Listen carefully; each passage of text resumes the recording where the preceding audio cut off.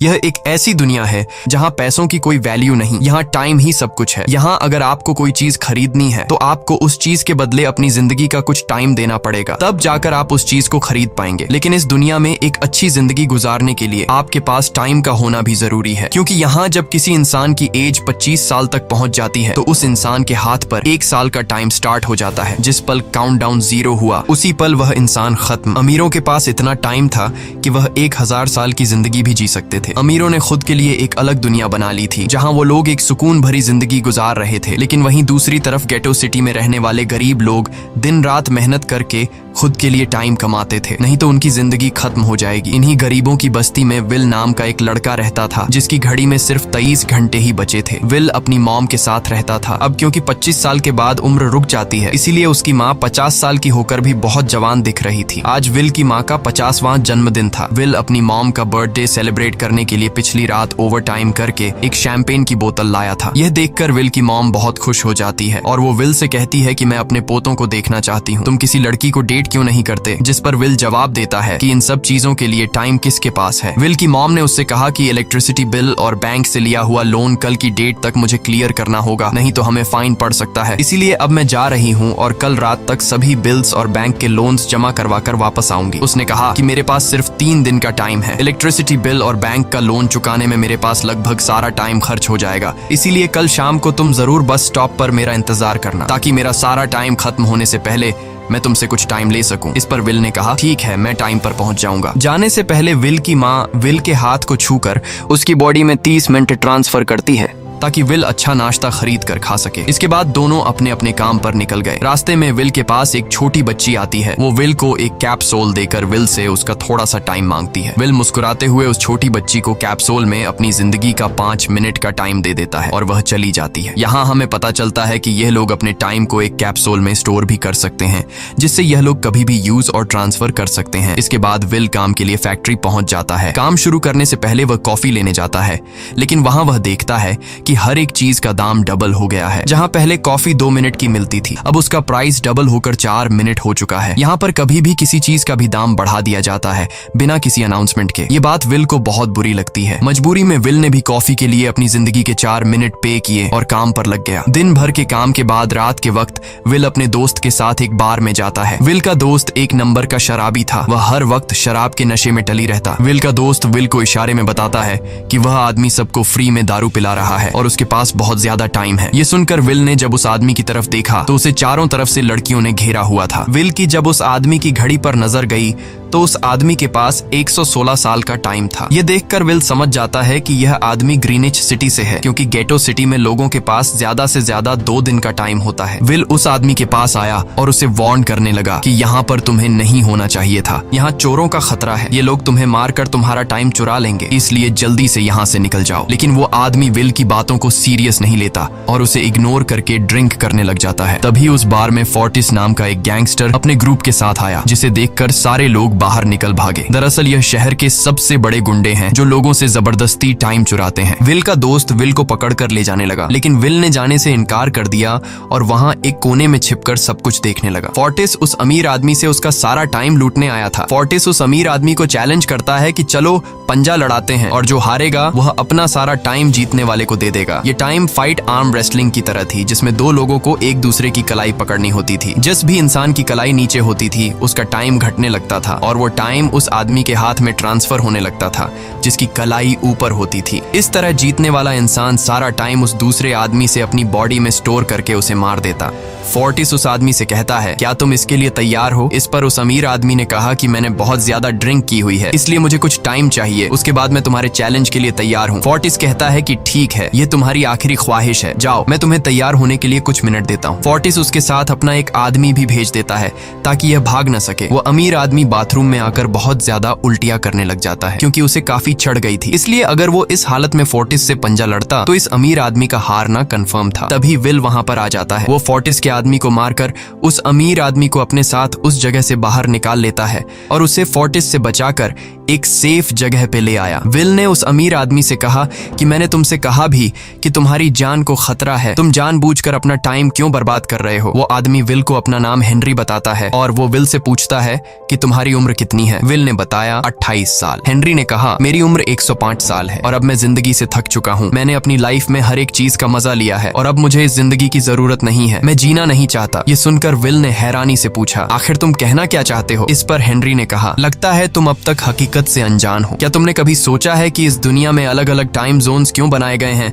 आखिर क्यों तुम्हारे टाइम जोन गेटो में किसी भी वक्त चीजों के दाम और टैक्स बढ़ा दिए जाते हैं? दरअसल महंगाई जानबूझकर बढ़ा दी जाती है ताकि गरीब लोग मरते रहें और उनकी मौत का फायदा ग्रीनविच टाइम जोन के अमीर लोगों को होता रहे। असल में ये सारा सिस्टम उन्हीं का बनाया हुआ है। जरा सोचो, वहाँ ग्रीनविच टाइम जोन में लोगों के पास जीने के लिए हजारों साल हैं, लेकिन यहाँ गेटो में तुम लोग हर रोज जीने के लिए मेहनत मजदूरी करते हो। ऐसा इसलिए है क्योंकि उन्होंने तुम्हें यह करने के लिए मजबूर किया है। वो लोग तुम लोगों को ज्यादा टाइम देना ही नहीं चाहते ताकि तुम लोग मजबूरी में उनके लिए काम करते रहो। वो लोग महंगाई बढ़ाकर तुम्हें ज्यादा से ज्यादा टाइम खर्च करने पर मजबूर करते हैं ताकि तुम्हारे टाइम से वो हमेशा की जिंदगी जी सकें। उन्होंने अपनी जिंदगी का हर एक दिन गरीबों की मौत से इकट्ठा किया है और मैं ऐसी जिंदगी बिल्कुल भी नहीं जीना चाहता जो किसी गरीब मजबूर इंसान की मौत से मिली हो। ये सब सुनकर विल समझ गया कि हेनरी बहुत ही नेक दिल इंसान है। हेनरी ने विल से आगे पूछा अगर तुम्हारे पास मेरे जितना टाइम होता तो तुम क्या करते? विल ने मुस्कुराकर कहा कि सबसे पहले मैं बार बार टाइम को देखना छोड़ देता, क्योंकि उस वक्त भी विल के पास सिर्फ 18 घंटे होते हैं। वो सोने से पहले, सोने के बाद, खाना खाते टाइम हर वक्त अपनी घड़ी देखता रहता है क्योंकि मुझे डर लगता है कि कहीं मेरा टाइम खत्म ना हो जाए और मैं मर न जाऊं। विल कहता है कि मेरी मॉम घर संभालने के लिए बहुत ज्यादा मेहनत करती है। अगर मेरे पास तुम्हारी तरह इतना ज्यादा टाइम होता तो मैं अपनी मॉम के लिए ग्रीनविच सिटी में एक अच्छा घर खरीदता और हम दोनों वहाँ पर खुशी से जिंदगी गुजारते। इसके बाद विल ने हेनरी से कहा आज रात हमें यहीं रुकना होगा, सुबह तक खतरा टल जाएगा, तब तुम वापस अपने घर लौट जाना। इसके बाद ये दोनों सो जाते हैं। सुबह उठकर हेनरी देखता है कि विल अभी भी सो रहा है। वो विल के पास आता है और उसके पास जितना भी टाइम होता है वो सारा का सारा विल को ट्रांसफर कर देता है और अपने पास कुछ ही मिनट बचाकर एक ब्रिज के ऊपर जाकर बैठ जाता है। विल जब नींद से जागा तो उसने देखा कि हेनरी वहां से जा चुका है। तभी हमेशा की तरह नींद से जागने के बाद विल ने अपनी घड़ी में नजर डाली। विल की घड़ी में 116 साल ऐड हो चुके थे। यह देखकर उसकी आंखें खुली की खुली रह गईं। उसे लगा कि वो अभी भी नींद में है और सपना देख रहा है। इसी दौरान विल की नजर विंडो पर पड़ी जिस पर लिखा था मेरा टाइम बर्बाद मत करना। वो समझ जाता है कि हेनरी ने मुझे अपना सारा समय दे दिया है। तभी विल ने हेनरी को दूर एक ब्रिज के किनारे पर बैठे देखा। विल जल्दी से हेनरी की तरफ भागा, लेकिन अब बहुत देर हो चुकी थी क्योंकि हेनरी के पास अब बस कुछ ही सेकंड्स बचे थे और थोड़ी देर बाद वो एक झटके से मरकर ब्रिज से नीचे पानी में गिर गया। विल को हेनरी की मौत का बहुत ज्यादा दुख होता है। अब विल के पास 116 साल की जिंदगी थी और वो समझ जाता है कि अगर मैं यहाँ पर रहा तो लोग समझेंगे कि हेनरी को इसी ने मारा है। विल जल्दी से अपने दोस्त के पास जाता है। विल का दोस्त विल के हाथ में इतना सारा टाइम देखकर शॉक रह जाता है, जिसके बाद विल ने अपने दोस्त को दोस्ती की खातिर 10 साल का टाइम दिया। ये देखकर विल का दोस्त उसका दिल से शुक्रिया अदा करता है। विल कहता है कि यहाँ रहना मेरे लिए अब ठीक नहीं, क्योंकि इतने ज्यादा टाइम को देखते हुए मेरा टाइम छीनने के लिए कोई भी मुझे मार सकता है। अब मैं अपनी माँ के लिए ग्रीनविच सिटी में एक अच्छा सा घर खरीद सकता हूँ और वहाँ पर एक सेफ लाइफ गुजारूंगा। जिसके बाद विल अपने दोस्त को गुड बाय कहकर वहाँ से निकल जाता है और सीधा उस बस स्टॉप पर जाकर मॉम का इंतजार करने लगता है, जहाँ 2 दिन पहले उसकी मॉम ने उससे कहा था कि मैं इलेक्ट्रिसिटी का बिल और बैंक का लोन चुकाकर इस बस स्टॉप पर पहुंचूंगी। दूसरी तरफ विल की मॉम सारे लोन और बिल्स भरने के बाद घर लौटने के लिए बस में चढ़ी, पर तभी उसे पता लगा कि एक ही दिन में बस की टिकट के दाम डबल हो गए थे। पहले जहां टिकट 1 घंटे में आती थी वहीं अब प्राइस 2 घंटे हो गया था। ये देखकर विल की मॉम बहुत ज्यादा परेशान हो जाती है क्योंकि विल की मॉम के पास सिर्फ 1.5 घंटा बचा था। विल की मॉम बस ड्राइवर से रिक्वेस्ट करती है कि अगले स्टॉप पर मेरा बेटा उसे बाकी का टाइम दे देगा, लेकिन बस ड्राइवर ने साफ इनकार कर दिया और कहा कि अगर टाइम नहीं है तो फिर पैदल चली जाओ। लेकिन विल की मॉम को पता था कि अगला बस स्टॉप बहुत दूर है, अगर वह पैदल भी जाती है तो उसे पहुंचने में 2 घंटे लगेंगे। उस वक्त बस में ढेर सारे पैसेंजर्स सवार थे। विल की मॉम ने उनसे भी रिक्वेस्ट की पर किसी ने भी उनकी मदद नहीं की। इतने में ही बस वहां से निकल गई। विल की मॉम रेचल के पास पास ज्यादा टाइम नहीं बचा था, इसलिए वह दौड़ती हुई पैदल घर की तरफ भागने लगी। दूसरी तरफ विल अपनी मॉम के लिए फूलों का गुलदस्ता लिए बस स्टॉप पर उनका इंतजार कर रहा था, क्योंकि आज उसे अपनी मॉम का बर्थडे सेलिब्रेट करना था। बस जब उस स्टॉप पर पहुंची तो कई सारे पैसेंजर्स उतर आए, पर उनमें से विल की मॉम नहीं थी। विल यह देखकर परेशान हो जाता है और उसे समझ आ गया कि जरूर उसकी मॉम मुसीबत में है। वह उसी वक्त अपनी मॉम की तलाश में भागा। उधर रेचल के पास अब कुछ ही मिनट बचे थे। वह रास्ते में आने वाली गाड़ियों और लोगों के घरों का दरवाजा पीट पीट कर उनसे थोड़ा समय उधार मांग रही थी, लेकिन कोई भी उसकी मदद करने को तैयार नहीं था। इधर विल जब कुछ दूर गया तो उसे उसकी मॉम दौड़ती हुई नजर आ गई। अपनी मॉम को भागते हुए देख विल समझ गया कि उनके पास ज्यादा टाइम नहीं है। वह अपना हाथ आगे करके तेजी से उनकी तरफ दौड़ने लगा। उधर रेचल के पास अब सिर्फ 10 सेकंड्स ही रह गए थे। वह भी पूरी तेजी से विल की ओर भाग रही थी, लेकिन जैसे ही रेचल अपने बेटे विल के पास पहुंची, उसका टाइम खत्म हो जाता है और वह मर जाती है। यह देखकर विल को बहुत दुख होता है, क्योंकि उसने अपनी मॉम के लिए क्या कुछ नहीं सोचा था। वह चीख चीख कर रोने लगा। अगली सुबह तक हेनरी की डेड बॉडी टाइम कीपर्स को मिल चुकी थी। ये टाइम कीपर्स वहां पर इन्वेस्टिगेशन करते हैं। आज की दुनिया में टाइम कीपर्स होते थे जो पुलिस की तरह थे। इन टाइम कीपर्स का काम भी क्राइम को रोकना होता है। टाइम कीपर्स के ऑफिसर रेमंड ने उस जगह में अच्छी तरह से जांच की, लेकिन उसे कोई भी क्लू नहीं मिला। तभी रेमंड की नजर उस ब्रिज के पास लगे सीसीटीवी कैमरा की तरफ गई। वह सीसीटीवी फुटेज चेक करने सीसीटीवी रूम के लिए निकल पड़ा। दूसरी तरफ विल समझ चुका था कि उसकी मॉम की मौत के लिए ग्रीनिच में रहने वाले अमीर लोग ही जिम्मेदार हैं, जिन्होंने गेटो शहर के लोगों को एक एक सेकंड का मोहताज बना दिया है। अब विल उनसे बदला लेने ग्रीनिच की तरफ निकल पड़ा और यहाँ से होती है असल कहानी शुरू। ग्रीनविच सिटी में एंटर होने के लिए विल को 1 साल का टाइम खर्च करना पड़ा और ग्रीनिच सिटी जा पहुंचा। वहां जब विल ने अमीर लोगों का लाइफस्टाइल देखा तो उसकी आंखें खुली की खुली रह गईं। वहां लोगों के पास इतना टाइम था कि वो लोग मरने का नाम तक भूल गए थे। यहाँ पर अमीर लोग के बॉडीगार्ड के पास भी 100 साल से भी ज्यादा का टाइम था। ये देखकर विल गुस्से से लाल हो जाता है, क्योंकि विल जिस शहर से आया था वहाँ पर लोगों के पास सिर्फ 24 घंटे की जिंदगी थी। विल वहाँ एक महंगे होटल में रुकता है। खाना खाते दौरान एक बहुत ही खूबसूरत लड़की विल को देखती है, जैसे उसे विल पसंद आ गया हो। दूसरी तरफ टाइम कीपर रेमंड हेनरी की मौत के वक्त का सीसीटीवी फुटेज चेक कर रहा था। तभी उसे फुटेज में विल दिखाई देता है। हालांकि कैमरा ने हेनरी को ब्रिज से गिरते हुए रिकॉर्ड नहीं किया था, लेकिन उस फुटेज में विल ब्रिज के पास खड़ा नजर आ रहा था, जिससे रेमंड को विल पर शक होने लगा। इसलिए रेमंड ने अपनी टीम को विल के बारे में जानकारी इकट्ठा करने को कहा। रिसर्च के दौरान टाइम कीपर्स को यह बात पता चल जाती है कि विल नाम का एक आदमी बहुत सारा टाइम खर्च करके ग्रीनविच सिटी में एंटर हो गया है, जिससे रेमंड को यह बात कंफर्म हो जाती है कि विल ने ही हेनरी को मारा है। रेमंड उसी वक्त अपनी टीम के साथ ग्रीनविच शहर की ओर रवाना हो गया। दूसरी ओर ग्रीनविच शहर में विल एक कैसीनो में आया, जहाँ कुछ अमीर लोग पोकर खेल रहे थे। विल भी उनके साथ बैठ जाता है। एक नए आदमी को देखकर ये लोग उस पर हंसने लगते हैं, लेकिन विल गैम्बलिंग में माहिर था। आज उसके लिए अमीरों से पैसे निकालने का सबसे अच्छा मौका था। विल ने फिलिप नाम के एक रईस आदमी के साथ पोकर की बाजी खेली। फिलिप यहाँ का सबसे रईस इंसान है। उसके पास खुद का एक टाइम बैंक है जो लोगों को लोन पर टाइम देता है। फिलिप के साथ उसकी डॉटर भी बैठी होती है। यह वही लड़की है जो कुछ देर पहले विल को गौर से देख रही थी। गेम जब शुरू हो जाती है तब विल अपनी लाइफ का सारा टाइम दांव पर लगा देता है और अपनी माइंड के बदौलत वो फिलिप से 1100 साल जीत जाता है। यह देखकर फिलिप की बेटी सिल्विया विल से काफी ज्यादा इम्प्रेस हो जाती है। उसने विल को कल रात अपने घर पार्टी पर इनवाइट किया। फिर अगली शाम विल एक नई नवेली कार खरीदकर फिलिप की पार्टी में जा पहुंचा। वहीं पार्टी के दौरान विल और सिल्विया डांस करने लगते हैं और सिल्विया मन ही मन विल को दिल दे बैठी। वो अपनी दिल की बात विल से करने ही वाली थी कि तभी टाइम कीपर रेमंड अपनी टीम के साथ वहां पहुंचता है और विल को पकड़ लेते हैं। विल को खूनी समझकर सिल्विया भी उससे नाराज हो गई। रेमंड ने सबसे पहले विल का सारा टाइम उससे छीनकर सिर्फ 2 घंटे दिए। उसके बाद वो विल को हेनरी के खून के इल्जाम में गिरफ्तार करने लगा। रेमंड विल से पूछता है कि तुमने हेनरी को क्यों मारा। विल उसे कहता है कि मैंने उसे मारा नहीं था,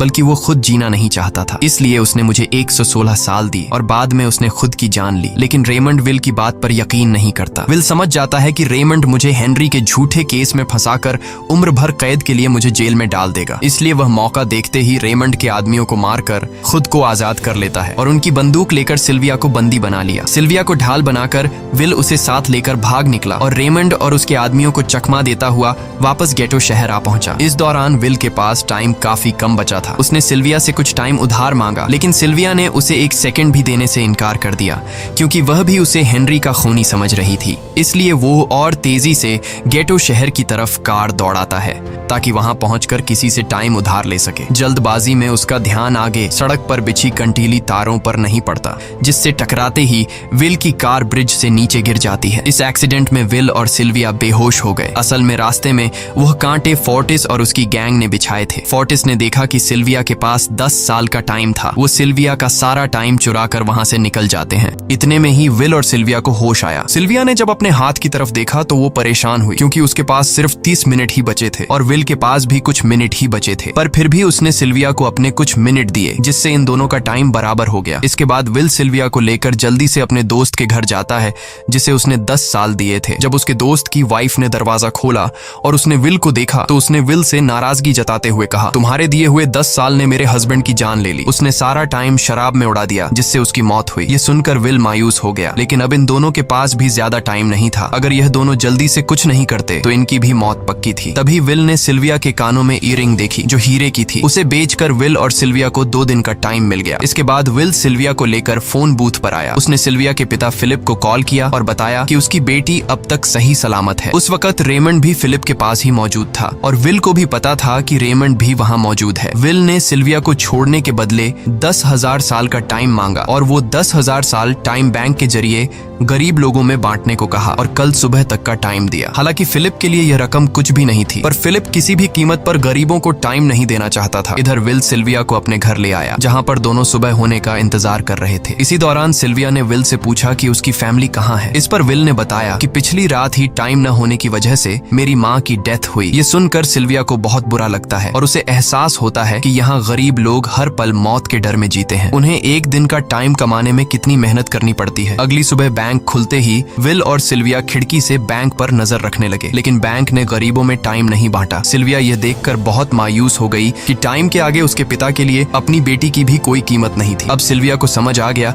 कि उसके पिता सिर्फ बिजनेसमैन नहीं है, बल्कि वो इस सिस्टम के हेड हैं। वो गरीब लोगों की मौत से अपनी जिंदगी के साल जमा करते हैं। सिल्विया को यूं मायूस देखकर विल ने उसे वापस घर भेजने का फैसला किया। वो उसे फोन बूथ पे ले आया और अपने पिता को कॉल करके अपने लिए मदद बुलाने को कहा। इस दौरान विल सिल्विया को वेपन भी दे देता है ताकि वो खुद की हिफाजत कर सके। इधर सिल्विया फोन पर अपने पिता से बात कर रही थी कि तभी टाइम कीपर रेमंड चुपके से वहां आ पहुंचा और विल पर गन तान दी। रेमंड विल पर गोली चलाने ही वाला था कि तभी सिल्विया ने रेमंड को देख लिया और घबराहट में रेमंड पर गोली चला दी। ये देख विल घबरा कर रेमंड के पास आया। हालांकि वो गोली रेमंड के हाथ को छू कर निकल गई थी। रेमंड के हाथ से बहुत खून निकल रहा था। विल ने रेमंड की घड़ी देखी। रेमंड के पास सिर्फ 2 घंटे बचे थे। दरअसल टाइम कीपर्स को भी सैलरी के तौर पर हर रोज 1 दिन का ही टाइम मिलता था। विल समझ गया कि जब तक रेमंड के पास उसके टीम वाले पहुंचेंगे तब तक रेमंड का ज्यादा खून बहने की वजह से उसकी मौत हो गई होगी। इसलिए विल रेमंड को 2 घंटे का टाइम देते हुए रेमंड की कार को लेकर वहां से निकल गया। रेमंड को गोली मारकर अब सिल्विया भी क्राइम लिस्ट में आ चुकी थी। हालांकि विल ने सिल्विया से कहा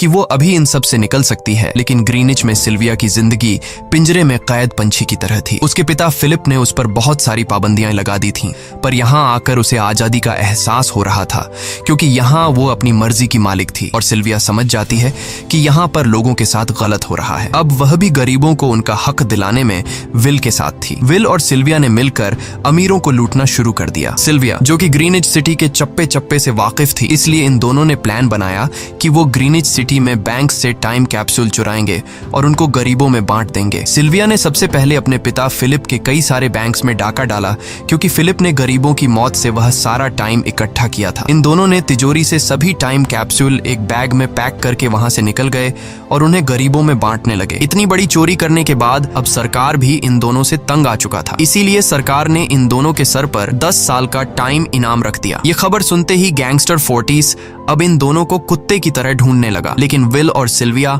हर रोज अपना ठिकाना बदलते रहते थे, जिससे वो किसी के हाथ नहीं आते थे। यह दोनों एक होटल में छुपे हुए थे। इनके पास टाइम की कमी तो थी नहीं, इसलिए उन्होंने पूरे होटल को ही बुक कर लिया था। फोर्टिस इन दोनों की तलाश में उस होटल के बाहर आ पहुंचा। वहां उसने कुछ लोगों को पकड़कर उनसे विल और सिल्विया के बारे में पूछने लगा, लेकिन उन लोगों पर विल और सिल्विया के बहुत एहसानात थे, इसलिए ये लोग मरने के लिए तो तैयार थे, पर विल और सिल्विया का ठिकाना बताने के लिए तैयार नहीं थे। लेकिन जब फोर्टिस ने उन लोगों पर बहुत ज्यादा जोर जबरदस्ती की तो उनमें से एक बंदा मौत के डर से फोर्टिस को उस होटल के बारे में बता देता है जहां विल और सिल्विया छुपे हुए थे। जिसके बाद फोर्टिस फौरन अपनी गैंग के साथ वहां पर पहुंच जाता है और इन दोनों को पकड़ लेता है। अब विल और सिल्विया का उनसे बच पाना नामुमकिन नामुमकिन था। फोर्टिस ने विल को एक टेबल पर बैठा दिया और उसे टाइम फाइट के लिए चैलेंज किया। विल समझ गया कि अगर मैंने चैलेंज से इनकार किया तो फोर्टिस के गैंग वाले लोग मुझे मार देंगे, इसलिए क्यों ना आज इसके साथ पंजा आजमाया जाए। फोर्टिस और विल ने एक दूसरे की कलाई पकड़ ली और मौत का खेल शुरू हुआ। फोर्टिस माहिर खिलाड़ी था, उसने शुरुआत में ही विल का हाथ नीचे कर दिया, जिससे विल का टाइम तेजी से फोर्टिस में ट्रांसफर होने लगा। लेकिन विल बिल्कुल जोर ही नहीं लगा रहा था, जैसे कि वो जानबूझकर हार रहा हो। पर जैसे ही विल के पास अपनी लाइफ के 3 से 4 सेकंड बचे, तभी विल ने अपनी पावर दिखाई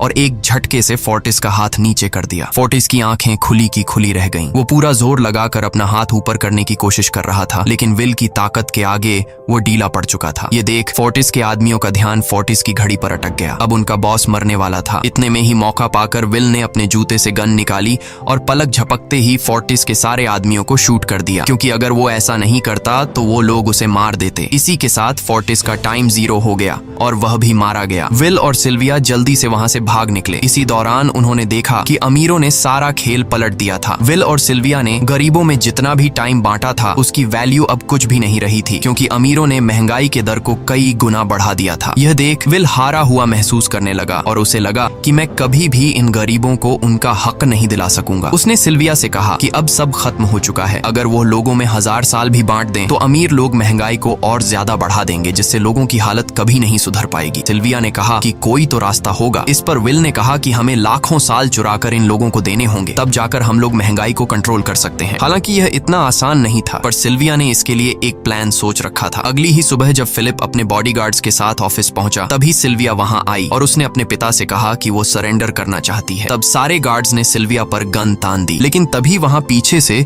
गार्ड के बेस में छिपा विल वहां आ पहुंचा। उसने फिलिप के सर पर गन रखी और उसके जरिए लॉकर का दरवाजा खुलवाया। विल और सिल्विया ने फिलिप के लॉकर से एक टाइम कैप्सूल चुरा लिया, जिसमें 10 लाख साल का टाइम मौजूद था। इस टाइम कैप्सूल का एक साल गरीबों की ही मौत से आया था। विल और सिल्विया वह टाइम कैप्सूल लेकर भाग जाते हैं। इधर रेमंड को जब यह बात पता चली तो वह फौरन विल और सिल्विया के पीछे लग गया। जब रेमंड ने अपने हाथ पर घड़ी को देखा तो उसके पास 1 घंटे से भी कम टाइम बचा हुआ था। वह हेडक्वार्टर कॉल करके कहता है कि मुझे मेरी सैलरी कैप्सूल में भेज दो, मेरे पास टाइम कम है। लेकिन इससे पहले कि वह अपनी बॉडी में कैप्सूल से टाइम ट्रांसफर कर पाता, उसे विल की कार दिख जाती है और वह कैप्सूल से अपनी बॉडी में बिना टाइम ट्रांसफर किए उनके पीछे लग जाता है, क्योंकि अगर वो 10 लाख साल गरीबों को मिल जाते तो गेटो टाइम जोन का हर एक इंसान अमर हो जाता और अमीरों का बनाया पूरा सिस्टम तहस नहस हो जाता। रेमंड ने विल और सिल्विया को पकड़ने के लिए अपनी पूरी जी जान लगा दी, लेकिन वो उन्हें रोक नहीं पाया। विल और सिल्विया रेमंड को चकमा देकर गेटो शहर आ गए